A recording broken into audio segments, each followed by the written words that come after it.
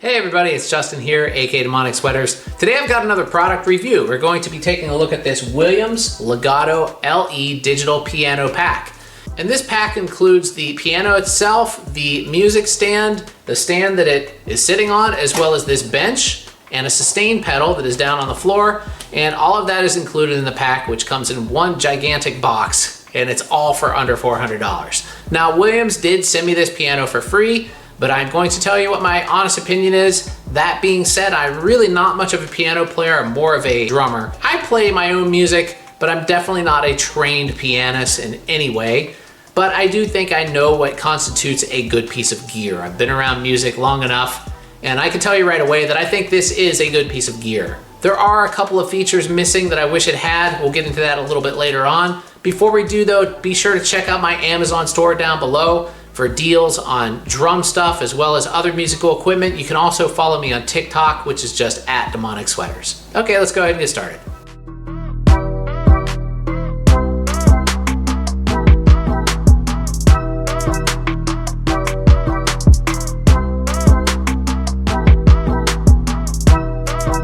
All right, I've got the piano all set up now, and first impressions are pretty good. Putting it together was fairly easy. The instructions in the manual are very clear and easy to follow.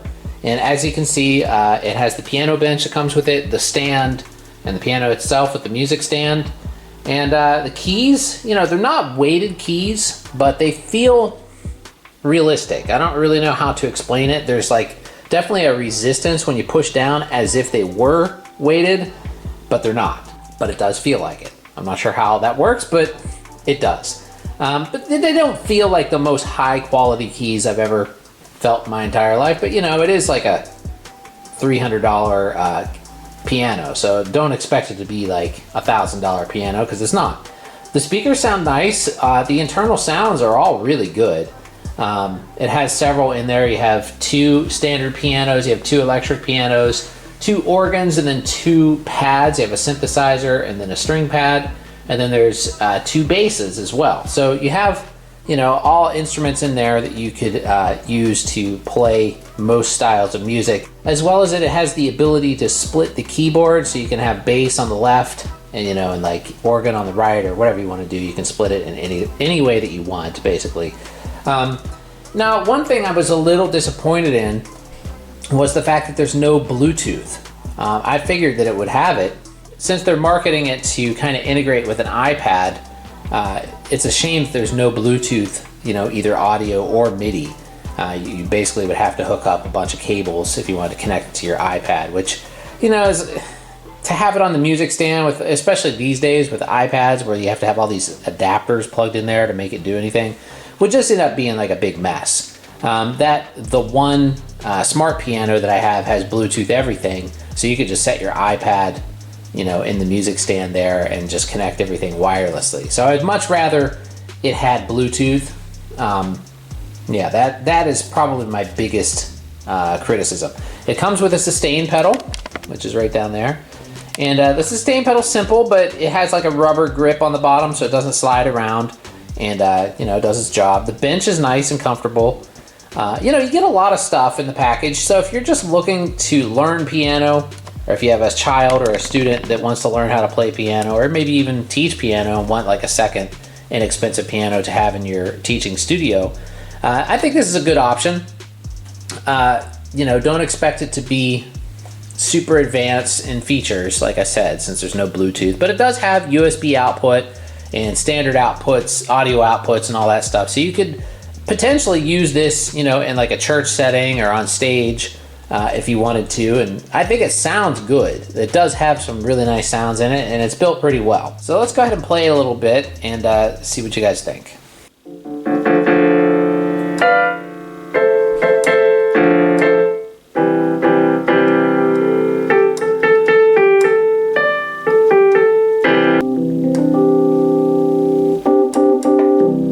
That's electric piano 1, electric piano 2.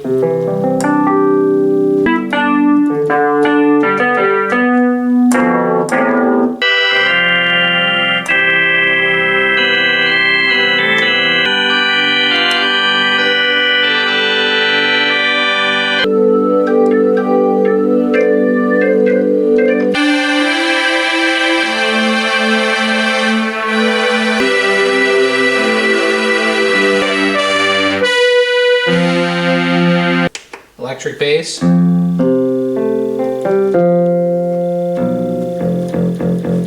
Okay, now let's do a split.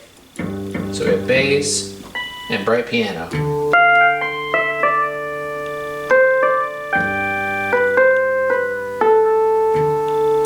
Alright, so to change the split bass sound, what you have to do is hold down split and then press whatever you want to be in the lower register. So I selected strings there, and now I have piano on my right hand.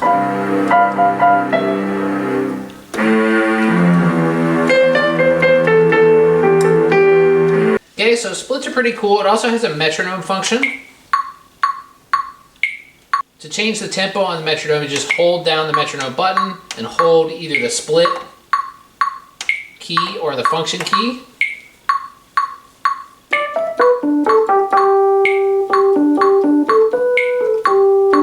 Alright, so you actually can adjust the reverb setting, and the way to do that is just to hold down reverb. And you can do this with chorus too. While you're holding it down, if you press a key on the keyboard, that'll increase or decrease the amount of the effect. So now I have a pretty high amount of reverb on here. Let's do a little more. Let's go all the way.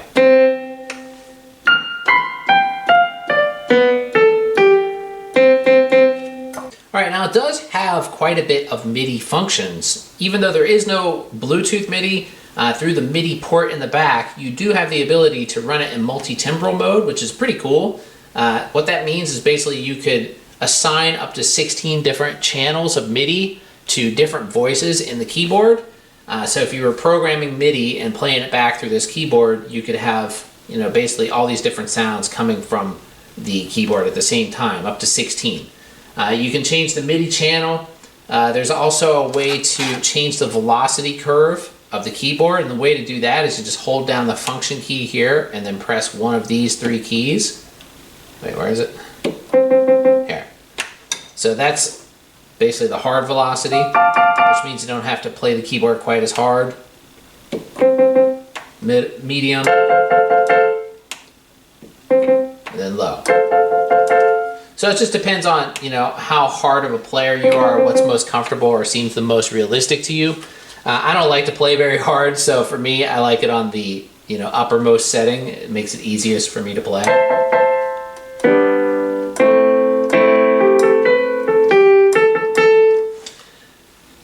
Okay, and just a quick read through of the specifications. It does have 88 velocity sensitive keys. There's 10 different voices, 32 note polyphony. That means you can hold down 32 notes at once without it losing a voice. It has the ability to split keys as well as a metronome. There's 10 built-in demo songs. To access those, you just hold down the chorus and reverb keys at the same time and they will start playing.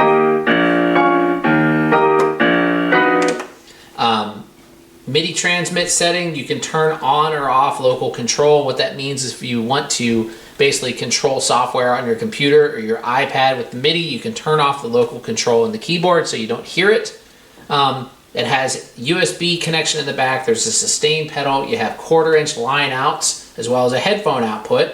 And the speakers are 10 watt and 4 ohms. Weight is 13 pounds. And yeah, it's a very good starter piano.